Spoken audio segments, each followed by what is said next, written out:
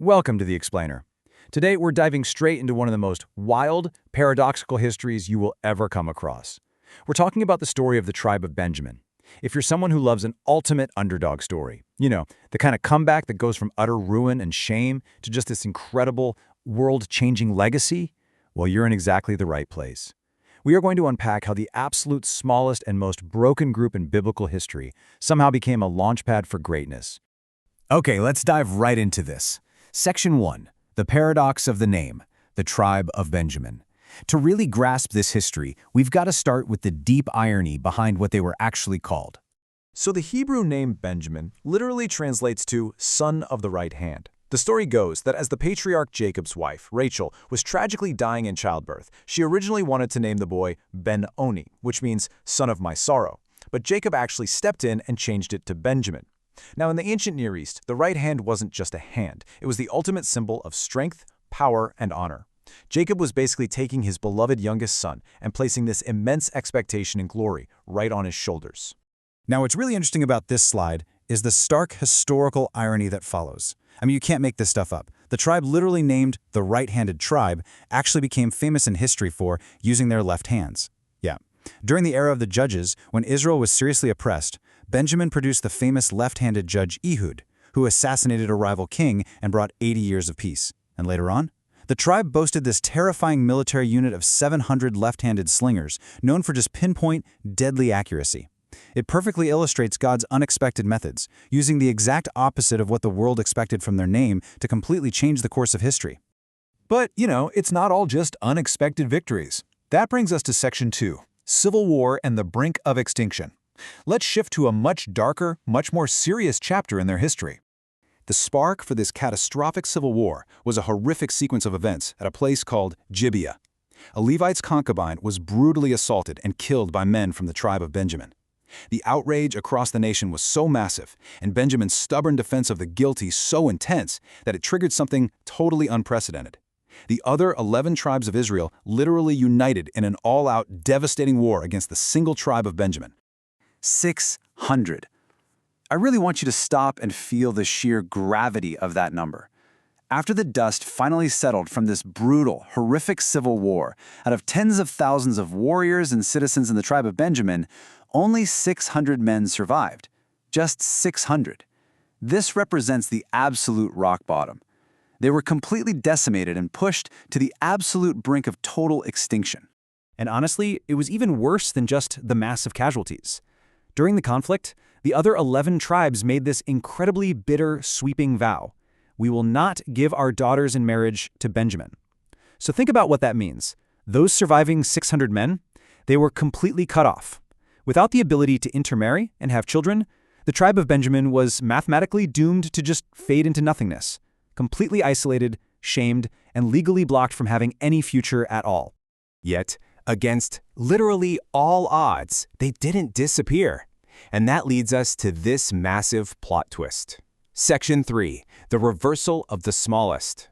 Fast forward a few generations, and Israel is demanding its very first king. Out of all the massive, wealthy, powerful tribes they could have picked from, who actually gets chosen? A man named Saul, from the tribe of Benjamin. In 1 Samuel 9:21, Saul himself is totally baffled, asking the prophet, "Am I not a Benjamite of the smallest of the tribes of Israel?" And listen, that is exactly the point. The other massive tribes only accepted a king from Benjamin specifically because the tribe was so weak and small that Saul posed zero threat to the other factions. Their absolute lowest point, their profound weakness, literally became their launchpad to the throne. No way anyone saw that coming. Their resilience over the centuries is just astonishing. Let's trace this out. In the Judges era, they were reduced to a mere 600 survivors. In the Kingdom era, bam, they produce Israel's first king. Then, during the divided kingdom, something really vital happened. Because of King David's covenant loyalty to Saul's family, Benjamin was protected and ended up merging with the powerful tribe of Judah in the south. And that crucial alliance is what allowed them to maintain their distinct identity all the way into the New Testament era. They survived long past northern tribes that were once way larger and way more powerful. Which sets up this incredibly powerful declaration.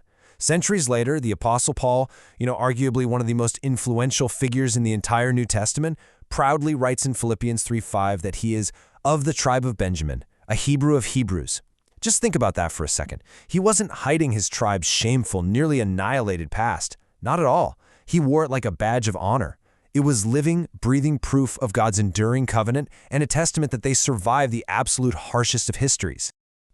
So, what was their secret? How does a tribe that was literally almost wiped off the map pull off a comeback like that? Let's check out Section 4, Leaders Who Chose the Ruins. So, the crucial point is found here in 1 Chronicles 8:28, which notes that these men were the heads of the fathers' houses and they dwelt in Jerusalem. Now wait, this is not just some boring geographical footnote. When the Israelites returned from their long, grueling exile in Babylon, Jerusalem was not some thriving, beautiful metropolis, not even close. It was a completely ruined, desolate wasteland, just totally filled with ash and rubble. And instead of heading out to find comfortable, safe, easy-to-farm land like so many others did, these Benjamite leaders made the deliberate, incredibly difficult choice to go back to the ruins. Let's break down why that matters so much. Settling in those ruins, that wasn't a real estate strategy, it was a profound spiritual commitment. First, they were actively choosing the mission over comfort. Second, as heads of their families, they were taking on the heavy spiritual responsibility of leading their people right into the hard places, modeling real faith through action. And third, their ultimate goal was rebuilding the ruined faith community of Israel from the ground up. They anchored their identity to the presence of God, even when it literally meant setting up camp among shattered stones. But you know, their survival wasn't just about where they lived, it was about how they trained. That brings us to Section 5, Spiritual Sharpshooters, Drawing the Bow. 1 Chronicles 8:40 tells us something totally fascinating about the descendants of a man named Ulam from the tribe of Benjamin.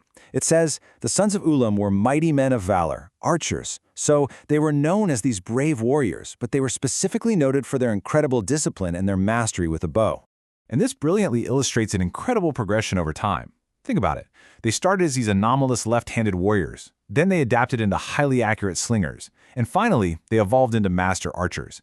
Generations of extreme pressure, near extinction, and mere survival essentially forged them into incredibly disciplined fighters. But it serves as a much larger metaphor for us, too.